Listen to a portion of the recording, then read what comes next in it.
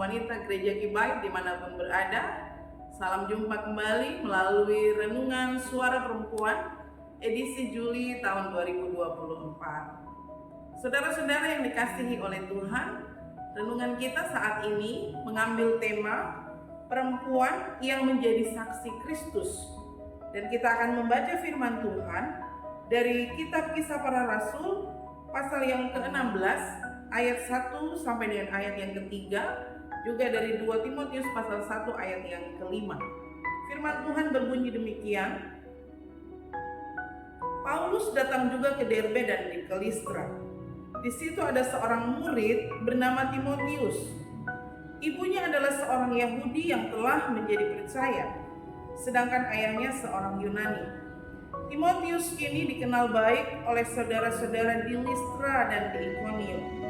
Dan Paulus mau supaya dia menyertainya dalam perjalanan.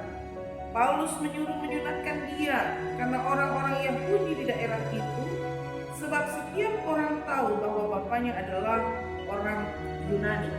Lalu 2 Timotius 1 ayat yang ke-5 berkata, sebab aku teringat akan imanmu yang tulus ikhlas, yaitu iman yang pertama-tama hidup di dalam nenekmu Lois dan di dalam ibumu Eunike, dan yang aku yakin hidup juga di dalam dirimu. Perempuan yang menjadi saksi Kristus. Saksi adalah seseorang yang melihat atau mengetahui sesuatu terkait sebuah peristiwa atau sebuah perkara yang diminta untuk memberitahukan apa yang ia ketahui itu. Nah, kata saksi dalam Alkitab bahasa Indonesia merupakan terjemahan langsung dari kata Yunani martus atau martur, yang berarti seseorang yang menyatakan apa yang dilihat, apa yang didengar, atau apa yang diketahui. Nah, pada masa kini istilah bersaksi disamakan dengan kegiatan mengkomunikasikan Injil secara pribadi. Bersaksi berarti menceritakan atau menyatakan apa yang telah dilakukan oleh Yesus dalam hidup kita kepada orang lain. Nah, saudara-saudara, rekan-rekan persekutuan kaum wanita yang dikasihi oleh Tuhan, gereja dipanggil untuk menjadi saksi Kristus. Itu berarti bahwa bersaksi adalah tugas setiap orang percaya, termasuk bagi kita kaum perempuan. Tetapi sayangnya adalah tidak semua orang Kristen mau bersaksi. Macam-macam saja alasannya, macam-macam saja kendala yang dialami atau ketidakinginan untuk bersaksi, ada saja alasannya. Nah, saudara-saudara yang dikasihi oleh Tuhan, bersaksi itu memiliki dua aspek. Yang pertama, bersaksi secara objektif, yaitu bahwa menyampaikan fakta-fakta Injil, menyampaikan kebenaran tentang Kristus, bahwa Dia adalah Allah yang mati di atas kayu salib, yang mengorbankan nyawanya untuk menebus manusia yang berdosa, sehingga Yesus adalah satu-satunya jalan keselamatan.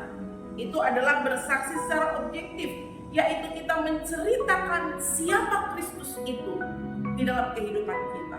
Lalu yang kedua, bersaksi secara subjektif, artinya bahwa membagikan atau menceritakan pengalaman-pengalaman rohani dalam kehidupan kita.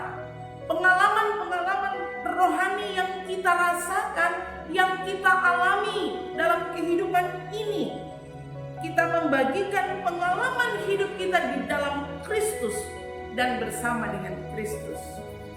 Nah, rekan-rekan persekutuan kaum wanita yang dikasihi oleh Tuhan, belajar dari kisah dua orang perempuan yang dicatat dalam Alkitab, yaitu Lois dan Eunike, kita akan melihat bagaimana supaya kita mampu menjadi saksi Kristus di dalam kehidupan kita. Walaupun bahwa Alkitab tidak menceritakan banyak tentang Lois dan Eunike, Tetapi melalui hal yang sedikit yang diceritakan oleh firman Tuhan, kita bisa menemukan bahwa perempuan ini mampu menjadi saksi Kristus di dalam kehidupannya. Yang pertama ialah supaya kita mampu menjadi saksi Kristus di dalam kehidupan kita, maka kita harus menghidupi firman atau hidup dalam kebenaran Injil. Saudara-saudara yang dikasihi oleh Tuhan, orang yang mampu menceritakan Injil, pastilah ia adalah seseorang yang menghidupi firman Tuhan di dalam kehidupannya. Karena apa yang akan ia sampaikan atau apa yang akan ia saksikan, apa yang akan ia beritakan, jika ia tidak mengenal kebenaran itu, jika ia tidak tahu kebenaran itu, jika ia tidak mengenal Yesus, jika ia tidak tahu dan tidak percaya kepada Yesus, sehingga hal yang mutlak yang pertama-tama harus dimiliki oleh seseorang yang mau menjadi saksi Kristus ialah bahwa ia hidup di dalam firman, ia mengenal firman itu, yaitu Yesus Kristus sendiri. Saudara-saudara yang dikasihi oleh Tuhan, firman Tuhan mencatat bahwa Eunike ini tinggal di sebuah daerah yang bernama Listra. Nah, kalau kita belajar tentang kota Listra, ini adalah sebuah kota provinsi yang kecil, di mana di situ hidup hanya sedikit orang-orang Yahudi. Nah, Eunike adalah seorang Kristen Yahudi yang percaya kepada Yesus di dalam kehidupannya. Tetapi bahwa di Listra tidak ditemukan satupun sinagoge di sana, sehingga bisa dikatakan bahwa Eunike bersama dengan keluarganya tidak dapat mempraktekkan kehidupan rohaninya secara bebas. Tetapi meskipun demikian, firman Tuhan mencatat dalam pembacaan kita tadi bahwa anak dari Eunike, yaitu Timotius, dikatakan bahwa ia disukai oleh orang-orang sekelilingnya. Dia disenangi oleh saudara-saudara yang ada di Listra dan di Ikonium. Ini menjadi sebuah gambaran bahwa meskipun mereka hidup di lingkungan yang tidak takut kepada Tuhan, tetapi kehidupan mereka mampu menjadi saksi yang baik di dalam kehidupan ini. Kehidupan mereka mampu menjadi terang bagi orang-orang di sekeliling mereka. Dan tentu saja kehidupan itu adalah kehidupan yang menyenangkan hati Tuhan. Kehidupan karena pengenalan akan Tuhan. Dan itulah sebabnya Paulus mengajak Timotius untuk menjadi rekan sekerjanya.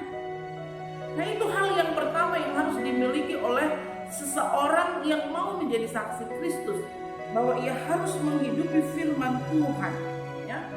Ia harus menjadi teladan melalui kebenaran firman Tuhan di dalam hidupnya. Dan Eunike mampu bertahan hidup di dalam firman Tuhan, meskipun dikatakan bahwa ia menikah dengan orang Yunani dan hidup di tengah-tengah lingkungan yang tidak percaya kepada Tuhan. Lalu yang kedua, bagaimana kita mampu menjadi saksi Kristus di dalam kehidupan kita? Mari kita bersaksi dimulai dari lingkungan yang terdekat. Saudara-saudara, sebelum Tuhan Yesus naik ke surga, Tuhan Yesus berkata kepada murid-muridnya dalam Kisah Para Rasul pasal 1 ayat yang ke-8. Di situ dikatakan, tetapi kamu akan menerima kuasa kalau Roh Kudus turun ke atas kamu, dan kamu akan menjadi saksiku di Yerusalem, di seluruh Yudea dan di Samaria sampai ke ujung bumi. Setiap kita yang percaya kepada Kristus, kepada kita Tuhan telah memberikan kuasa untuk menjadi saksinya. Artinya semua kita punya kuasa di dalam kehidupan kita untuk memberitakan tentang Yesus. Nah, persoalannya mungkin karena tidak ada keberanian dalam diri kita ini, sehingga kita tidak mau bersaksi. Nah, firman Tuhan berkata, kita bersaksi mulai dari lingkungan yang terdekat. Katakan tadi, mulai dari Yerusalem. Itu menggambarkan lingkungan yang paling dekat dengan kita. Nah, siapa lingkungan terdekat kita? Tentu adalah keluarga kita. Timotius menjadi seorang hamba Tuhan itu melalui didikan ibunya dan neneknya, melalui didikan dua perempuan hebat yang mengajarkan firman Tuhan, yang menyaksikan tentang siapa itu Kristus, dan menyaksikan bagaimana mereka mengalami pertolongan Tuhan saat demi saat dalam perjalanan kehidupan mereka. Ibu-ibu yang dikasihi oleh Tuhan, mulailah bersaksi dari lingkungan terdekat kita, di tengah-tengah keluarga kita. Mulailah bersaksi kepada suami kita. Mulailah bersaksi kepada anak-anak kita. Karena kitalah yang punya waktu paling banyak dengan mereka. Memperkenalkan Kristus kepada anak-anak kita. Memperkenalkan siapa juru selamat yang sejati di dalam kehidupan ini. Memperkenalkan dan menceritakan pengalaman-pengalaman rohani kita bagi keluarga kita. Saya yakin itu adalah jalan yang sangat baik, jalan yang paling mudah yang dapat kita lakukan untuk memulai menjadi saksi Kristus di dalam kehidupan ini. Saudara-saudara, rekan-rekan persekutuan kaum wanita yang dikasihi oleh Tuhan, kita semua adalah agen Tuhan. Kita semua adalah alat Tuhan yang Tuhan mau pakai di dalam kehidupan ini. Mari siapkan kehidupan kita, mari serahkan kehidupan kita untuk dapat menjadi saksi Kristus. Maka yang pertama, kita harus menghidupi Injil, menghidupi kebenaran, menghidupi Kristus di dalam kehidupan kita. Dan yang kedua, mulailah bersaksi dari lingkungan yang terkecil di dalam kehidupan ini. Tuhan memberkati kita dan Tuhan juga menolong kita melakukan firman-Nya. Amin.